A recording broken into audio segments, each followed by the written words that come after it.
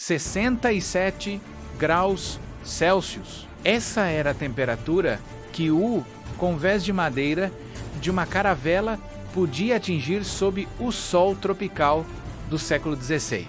Imagine passar meses nessas condições, sem ar-condicionado, sem água gelada, sem sequer uma sombra decente. Os marinheiros da Era das Navegações enfrentaram o calor mais brutal que se possa imaginar para mapear os oceanos e conectar continentes. Durante os séculos de expansão marítima, as grandes expedições oceânicas atravessavam zonas tropicais próximas à linha do Equador. O Golfo da Guiné, o Oceano Índico e o Caribe eram conhecidos por seu calor intenso e umidade elevada. Nessas rotas, tripulações passavam semanas ou até meses sob o sol escaldante, completamente expostas aos elementos. As embarcações da época, como caravelas e naus, eram feitas de madeira escura que absorvia ainda mais calor. Seus conveses expostos e compartimentos fechados criavam verdadeiros fornos flutuantes. Sem ventilação adequada ou conhecimento sobre controle térmico, o ambiente a bordo se tornava não apenas desconfortável, mas perigoso para a sobrevivência. O convés era onde a maioria dos marinheiros trabalhava, uma área quase completamente exposta ao sol tropical. Poucos pontos de sombra existiam, e a estrutura das embarcações não priorizava o conforto da tripulação. Sob o calor implacável, os homens passavam horas, às vezes dias inteiros, sem qualquer abrigo real. Para criar alguma proteção, os próprios marujos improvisavam com o que tinham à mão. Pedaços de velas desgastadas, panos remendados, barris vazios ou caixas de madeira eram transformados em abrigos temporários. Alguns estendiam velas rasgadas entre os mastros ou amarravam trapos em cordas para formar pequenas áreas de sombra. Esses recursos eram frágeis, instáveis e insuficientes para longos períodos de exposição. O porão oferecia sombra, mas era uma opção extrema, quente, mal ventilado e impregnado pelo cheiro de mofo, peixe, pólvora e dejetos. Só era utilizado em último caso. Muitos preferiam aguentar o calor no convés a suportar o ambiente sufocante abaixo. Na falta de alternativas, os marinheiros se abrigavam atrás de mastros grossos, se escondiam entre cargas ou se encolhiam junto a caixas, sempre em busca de um respiro. A vestimenta era outro desafio. A tripulação enfrentava o sol escaldante usando roupas que hoje pareceriam completamente inadequadas. As peças eram feitas de tecidos pesados, como lã ou linho grosso, não por escolha, mas por falta de alternativas. Tecidos leves e respiráveis eram raros ou caros demais para marinheiros de baixa patente. Mesmo sob temperaturas altíssimas, era comum manter a maior parte do corpo coberta. Isso não era pudor, mas necessidade. Deixar a pele exposta por muito tempo significava queimaduras sérias, descamação e infecções. Para proteger a cabeça, improvisavam chapéus de palha rudimentares,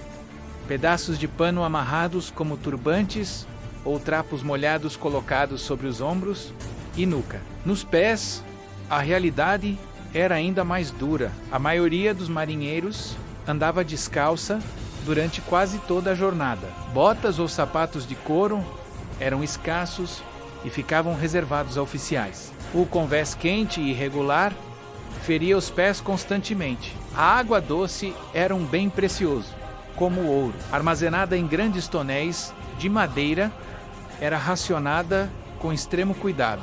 Com o tempo, essas reservas ficavam quentes, turvas e impregnadas com o sabor da madeira, misturado a impurezas. Mesmo assim, era tudo o que havia para beber.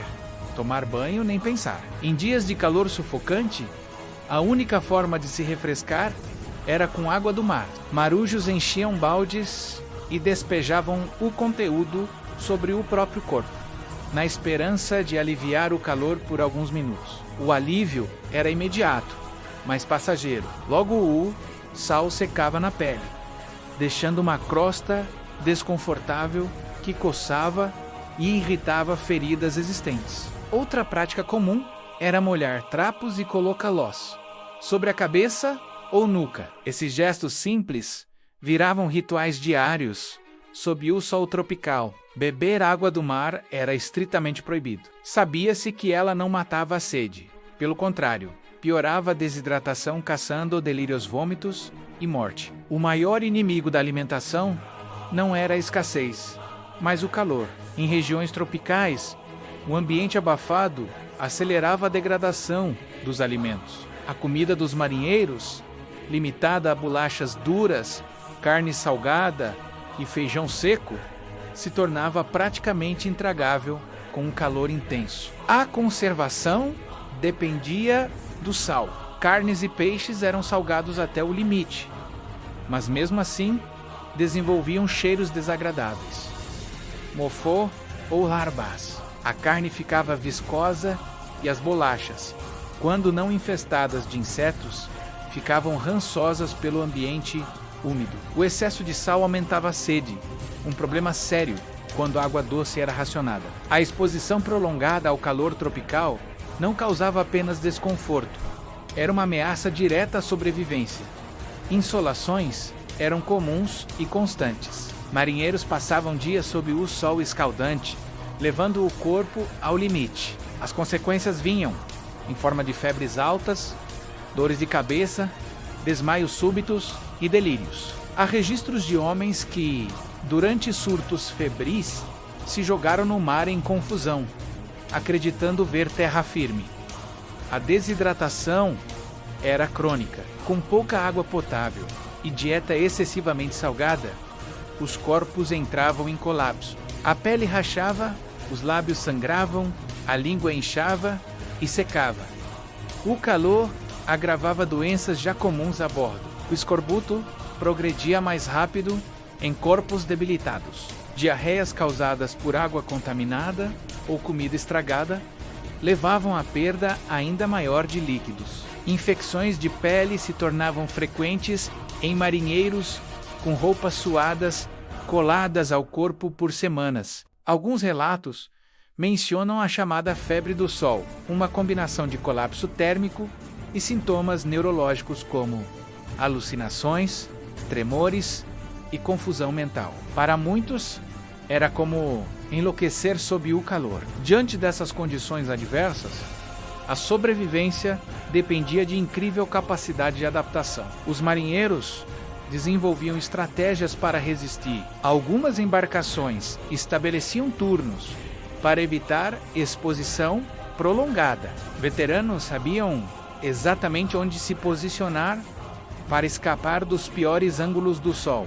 Identificavam horários críticos e compartilhavam truques como molhar roupas ou improvisar barreiras. Criavam códigos não escritos, compartilhavam dicas, protegiam os mais jovens e revezavam funções. Era uma cultura de resiliência forjada sob o sol. Essa sabedoria prática vinha da vivência, da dor e da observação direta. A experiência era o bem mais valioso a bordo. Hoje embarcamos em cruzeiros buscando exatamente isso: sol, mar e clima tropical. Cadeiras de praia, piscina, ar-condicionado e coquetel gelado definem o descanso moderno. Mas séculos atrás, esse mesmo cenário era o oposto do paraíso. Para os marinheiros da era das navegações, o calor era tormento diário. Ainda assim, enfrentaram tudo por sobrevivência